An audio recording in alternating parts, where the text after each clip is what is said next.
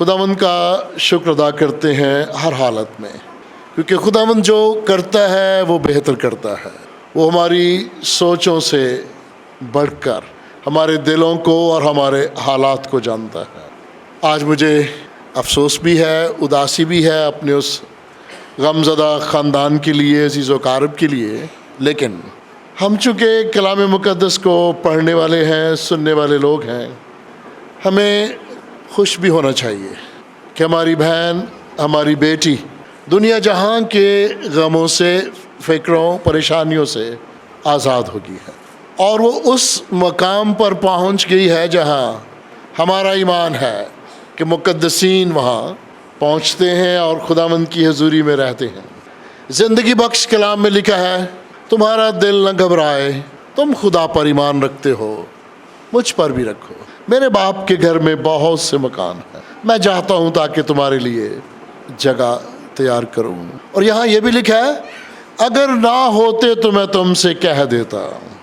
یہ کوئی دنیوی پیکج نہیں ہے کہ کسی کو لارا لگا دیا جائے کہ تو جنت میں جائے گا یا میں تجھے جنت کا راستہ دکھاؤں گا۔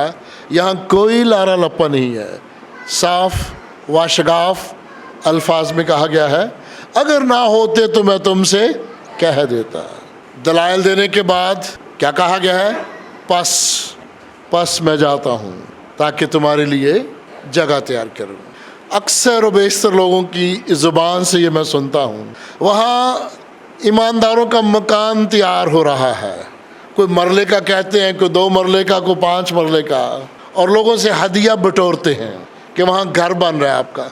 اور میں ایسے دھوکہ باز لوگوں کو بتانا چاہتا ہوں کہ گھر تو پہلے سے ہی تیار ہے، اور وہ گھر مرلے 2 مرلے والے گھر نہیں ہیں۔ خداوند کی حضوری میں رہنا ہی بہت بڑا اعزاز ہے، یہ گھر ہے، اس کی قربت میں رہنا یہ گھر ہے۔ الگ سے گھر اور مکان اور وہاں کوئی زندگی کا ساتھی، یہ ہمارا عقیدہ نہیں ہے۔ وہاں تو پاکیزہ ماحول ہوگا نا، وہاں تو ایماندار جو خداوند میں پہنچ چکے ہیں وہ تو ہیلیلویا ہیلیلویا کے نعرے بلند کریں گے نا، اور وہ تو کہیں گے آمین آمین۔ اس پاکیزہ ماحول میں دنیوی سوچ کا کوئی عنصر باقی نہیں رہتا۔ اور آج عزیزو، اپنی بہن کے لیے، اپنی بیٹی کے لیے میں کہوں گا کہ وہ بڑی مبارک ہے۔ آج اتنے لوگ یہاں آئے اور خوبصورت پرسکون ماحول میں خداوند کا کلام سن رہے ہیں، اس سے بڑا اعزاز اور کیا ہو سکتا ہے؟ ہم اکثر گلیوں میں بیٹھ کے جلدی جلدی عبادت ختم کرتے ہیں اور ایک دوسرے کو کہتے ہیں جی دور جانا ہے، چھیتی مکا دو۔ ہمیں یہ اہتمام کرنے کا کیا فائدہ ہے؟ ایک ہی فائدہ ہے کہ ہم بڑے پرسکون طریقہ سے خاندانی اور کلیسیائی سطح پر بیٹھیں اور وہ باتیں کریں جن سے ہمیں تسلی ملتی ہے۔ ہم گلیوں میں بیٹھے مہنگائی کے حوالہ سے بڑی باتیں کرتے ہیں، سیاسی لیڈروں کے حوالہ سے بڑی باتیں کرتے ہیں، اور تھکتے بھی نہیں ہیں، نہیں تھکتے۔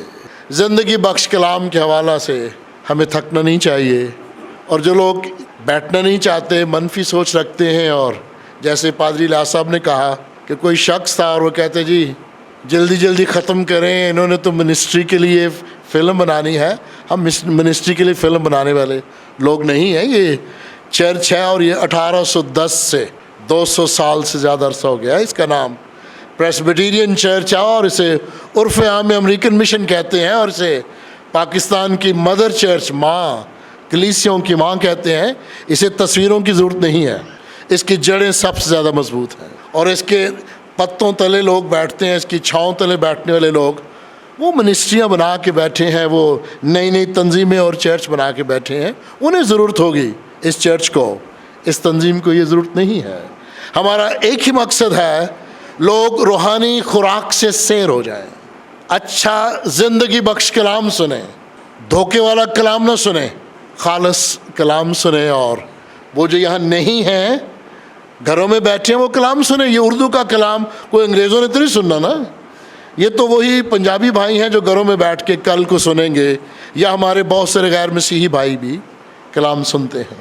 سو عزیزو، آج کا خوبصورت ورد جو ہم خدمت بھائی نے پڑھا ہے، ذرا آئیں اس پر غور کریں۔ پہلا خوبصورت ورد جو ہے وہ مزامیر کی کتاب میں سے ہے اور وہ 23واں زبور ہے. اور اس میں جو خوبصورت آیت ہے ذرا میرے ساتھ مل کر دہرائیے گا اونچی آواز میں.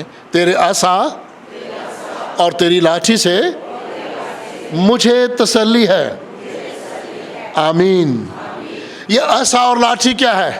عصا اور لاٹھی خداوند کا کلام ہے. ہم کوئی لارا لپا لگا کر تسلی دینے والے خدا کے خادمین میں سے نہیں ہیں.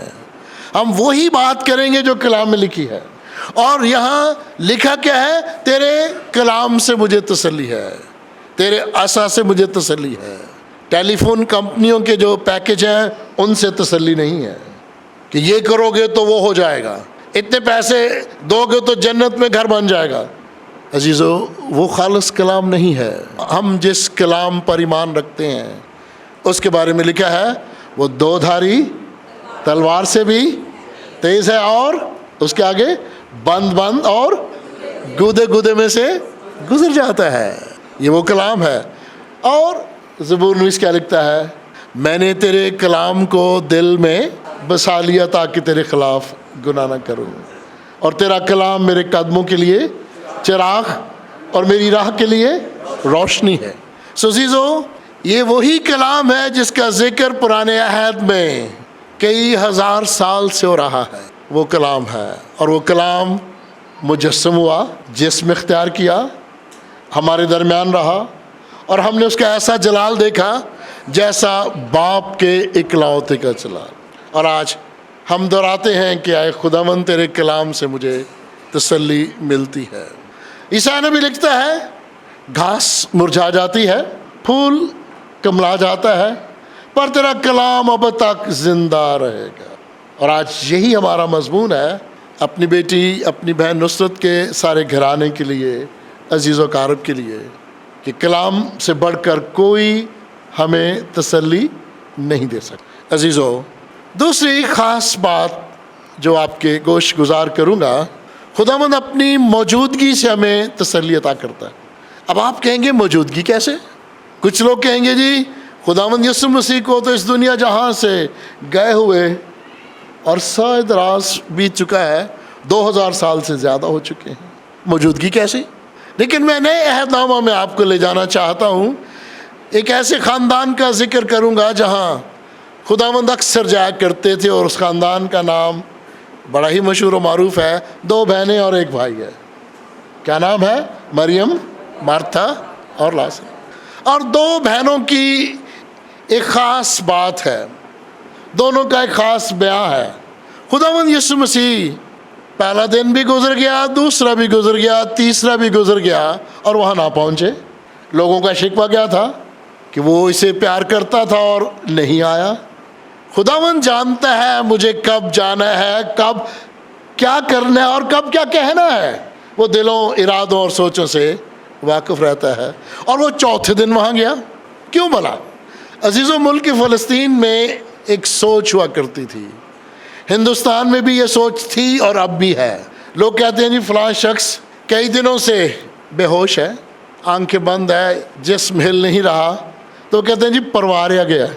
اور بڑی تصدیق کے بعد، تسلی کے بعد ڈاکٹرز کو بلا کے نبض چیک کرواتے ہیں، اور پھر کہیں جا کے کہتے ہیں جی سچ مچ مر گیا ہے. اور کئی دفعہ ڈاکٹرز کو بھی غلطی لگ جاتی ہے. وہ شخص جو پرواریا گیا ہے اٹھ جاتا ہے، اور لوگ ڈر کے مارے بھاگ جاتے ہیں. ملک فلسطین میں یہ سوچ تھی، اور خداوند یسوع نے کہا اگر میں پہلے جاؤں گا، یہ لکھا تو نہیں لیکن یہ سوچ ہے، تو شاید یہ لوگ جو مجھ پر ایمان نہیں رکھتے کہیں دیکھو یہ تو پرواریا گیا تھا، یسوع نے کب اس کو زندہ کیا؟ کیونکہ خداوند کو تو ان کی سوچ کا پتہ ہے نا. چوتھے دن گیا کہ اب یہ کہہ نہیں سکیں گے کہ پرواریا گیا ہے. اور لوگ تو بس شکوہ کر رہے تھے نا، آیا نہیں ہے، 3 دن گزر گئے ہیں. ہمارے اس علاقہ میں، ملک پاکستان میں بھی، کسی کے گھر میں پہلا، دوسرا، تیسرا دن نہ جائیں تو لوگ ناراض ہوتے ہیں کہ فلاں شخص ہمارے غم میں شریک نہیں ہوا. عزیزو، چوتھے دن خداوند وہاں جاتے ہیں، ابھی دور ہی ہیں، گاؤں سے دور. ایک بہن بھاگی جاتی ہے اور کیا کہتی ہے؟ میرے ساتھ مل کر بولیے گا، اے خداوند اگر تو یہاں ہوتا تو میرا بھائی نہ مرتا. آمین کہیے گا. آمین. اور جب خداوند گھر پہنچتے ہیں تو دوسری بہن کیا کہتی ہے؟ اے خداوند اگر تو یہاں ہوتا تو میرا بھائی نہ مرتا۔ ایک بات بڑی خاص ہے، دونوں بہنوں کا ایمان بڑا مضبوط ہے، اگر تو یہاں ہوتا، یعنی وہ خداوند کی جسمانی موجودگی چاہتے ہیں، خداوند کی جسمانی موجودگی چاہتے ہیں۔ اگر تو یہاں ہوتا، گویا خداوند اپنی موجودگی کے وسیلے انہیں تسلی عطا کر سکتا تھا، یہ ان کی سوچ ہے۔ اب پہلی بات جو میں نے آپ کے گوش گزار کی وہ ہے، میرے ساتھ مل کے بولیے گا، خداوند اپنے کلام کے وسیلہ ہمیں تسلی عطا کرتا ہے۔ دوسری خاص بات، خداوند اپنی موجودگی سے ہمیں تسلی عطا کرتا ہے۔ آمین۔ اور یہ دونوں بہنوں کی خواہش تھی، سوچ تھی۔ اور پھر عزیزو، تیسری خاص بات جو میں آپ کے گوش گزار کرنا چاہوں گا، ذرا وہ بھی میرے ساتھ مل کے بولیے گا، خداوند اپنی امید کے وسیلہ ہمیں تسلی عطا کرتا ہے۔ آمین کہیے گا، آمین۔ اور یہاں لکھا ہے، اے بھائیو ہم نہیں چاہتے کہ جو سوتے ہیں ان کی بابت تم ناواقف رہو، ان کی بابت ناواقف رہو۔ کون ہیں جو ناواقف ہیں؟ کبھی سوچا آپ نے؟ اے بھائیو ہم نہیں چاہتے کہ جو سوتے ہیں، سوتے کون ہیں؟ ہم اپنی بہن، اپنی بیٹی نصرت کو کہیں گے وہ خداوند میں سو گئی ہے۔ سو اس لیے گئی ہے کہ وہ بیدار کی جائے گی۔ جو خداوند میں سوتے ہیں وہ بیدار کیے جاتے ہیں۔ اور یہاں لکھا ہے جو سوتے ہیں ان کی بابت تم ناواقف رہو، تاکہ اوروں کی مانند جو نا امید ہیں۔ اور کون ہے جو مسیح پر ایمان نہیں رکھتے؟ وہ اور ہے۔ ہندو مت کی سوچ کیا ہے کہ ایک انسان جب مرتا ہے تو وہ 7 بار جنم لیتا ہے اور ہر بار ایک نئے روپ میں آتا ہے۔ سب سے اچھا روپ کون سا ہے انسان کا؟ انسان کے روپ کو کیا کہتے ہیں؟ اشرف المخلوقات، ساری مخلوق سے اعلیٰ وہ ہے انسان۔ اور عزیزو انسان کے روپ میں آیا اور اس دنیا جہاں سے چلا گیا تو اس کے بعد وہ جس روپ میں بھی آئے گا وہ عجیب و غریب روپ ہے۔ تو یہاں پولس رسول لکھتا ہے کہ اوروں کی مانند جو نا امید ہیں، یہ اور لوگ ہیں نا امید ہیں۔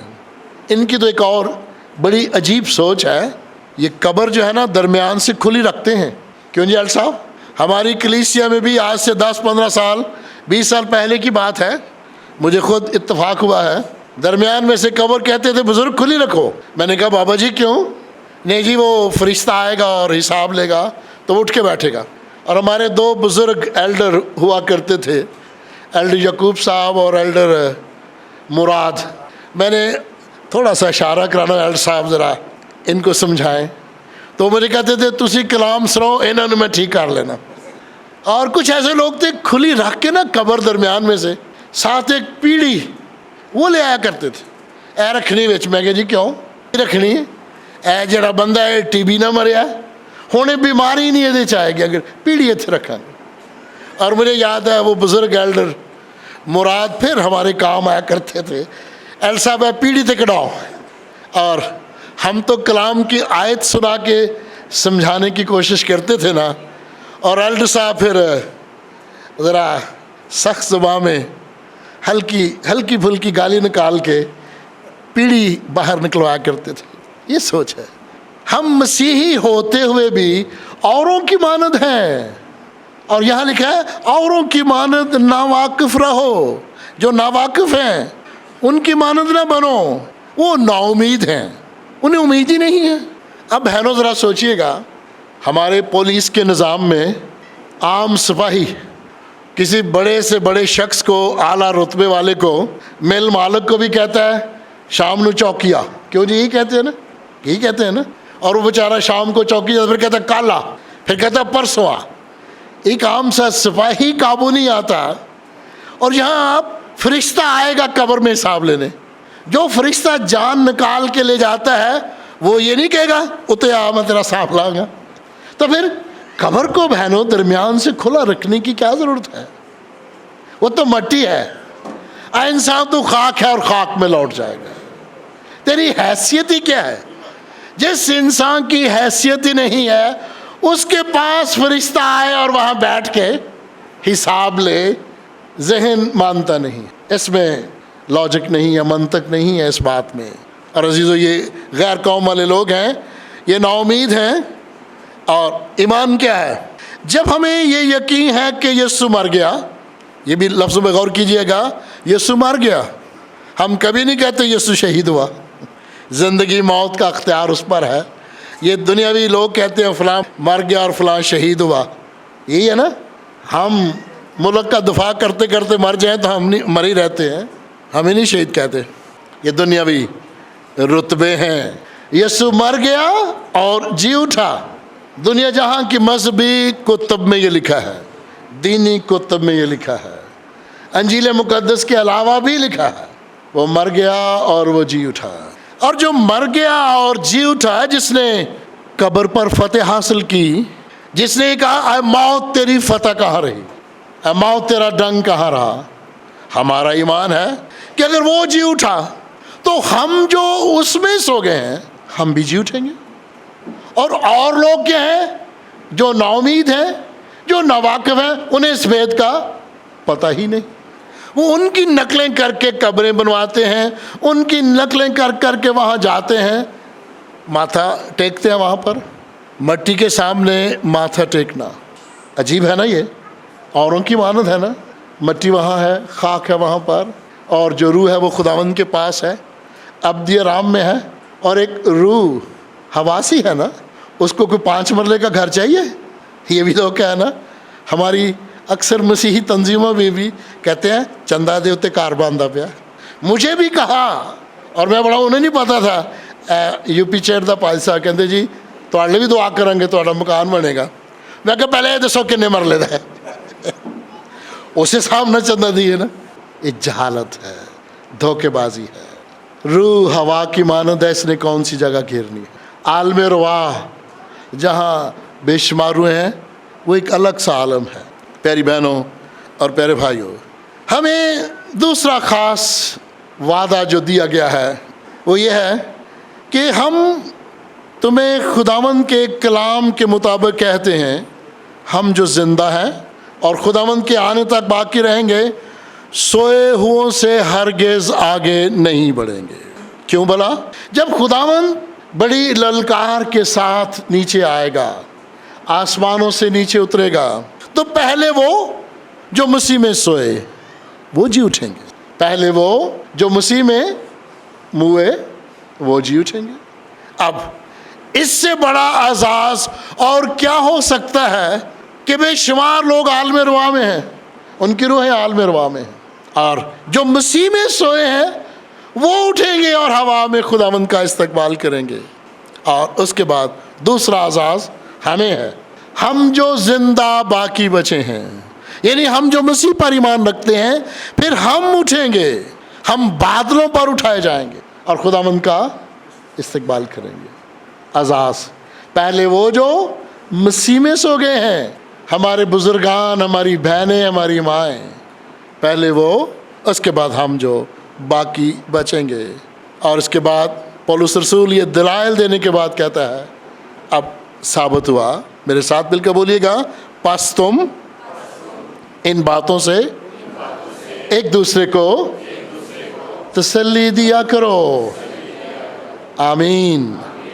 عزیزو، یہ ہے ایماندار انسان کا انجام، اور کلام مقدس میں سے اس کے لیے خاص تسلی ہمارا آج کا مضمون ہے۔ پس تم ان باتوں سے ایک دوسرے کو تسلی دیا کرو۔ اور آئیں ذرا دہرا لیں پہلی خاص بات، میرے ساتھ مل کر بولیے گا، خداوند ہمیں کلام مقدس کے وسیلہ تسلی عطا کرتا ہے، خداوند ہمیں اپنی موجودگی کے وسیلہ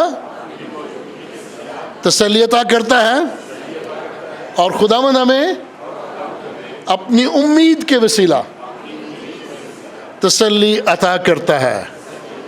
آمین۔ اب جو میں نے کہا کہ وہ جسمانی موجودگی کے وسیلہ تسلی دے رہا ہے مریم، مارتھا اور لازر کے خاندان کو، تو اب آپ نے کیا نیا سبق سیکھنا ہے کہ وہ روح القدس کے وسیلہ ہمیں تسلی عطا کرتا ہے، اور وہ ہر جگہ موجود ہے۔ خدا باپ کے روپ میں، خدا بیٹے کے روپ میں، اور بیٹا جب اس جہان سے اوپر چلا جاتا ہے آسمانی باپ کے پاس، تو وہ کہتا ہے میں تمہیں روح حق عطا کروں گا، میں تمہیں روح القدس عطا کروں گا، میں تمہیں مددگار عطا کروں گا، اور روح القدس ہر وقت ہر گھڑی ہمارے ساتھ ہے۔ اور اب وہ روح القدس کے وسیلہ ہمیں تسلی عطا کر رہا ہے۔ پس میری بہنوں بھائیوں، آؤ کلام مقدس کے وسیلہ، روح القدس کے وسیلہ، اور اس امید کے وسیلہ جو خداوند ہمیں عطا کرتا ہے، ایک دوسرے کو تسلی دیں، اپنے سروں کو جھکائیں اور دعا مانگیں۔